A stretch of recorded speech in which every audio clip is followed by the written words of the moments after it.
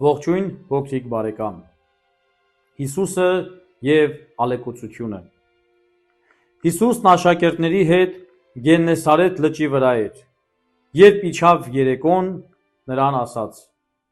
Եկեք լճի մյուս ափն անցնենք, նրանք նավակ մտան ու հեռացան։ Հիսուսը հոգնած էր եւ ննջեց։ Այդ ժամանակ ուժեղ քամի բարձրացավ եւ լիճն ալեկոծվեց։ Ալիքները նավակի մեջ էին թափվում այն աստիճան, որ նավակը գրեթե լցվում էր։ Աշակերտները շատ վախեցան, նրանք արթնացրին Հիսուսին եւ ասացին.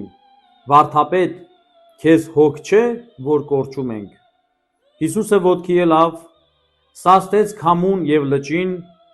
«Դադարիր, լռիր, փակիր բերանդ, որ ցանկանում է ամեն բան կուլ տալ»։ Քամին անմիջապես դադարեց եւ կատարյալ խաղաղություն եղավ։ Հիսուսն ասաց աշակերտներին. «Ինչու եք այդքան վախկոտ, դեռևս հավատ չունեք»։ Աշակերտները սաստիկ վախեցան եւ միմյանց ասում էին. «Ո՞վ է սա, որ թե քամին, թե լիճը հնազանդվում են սրան»։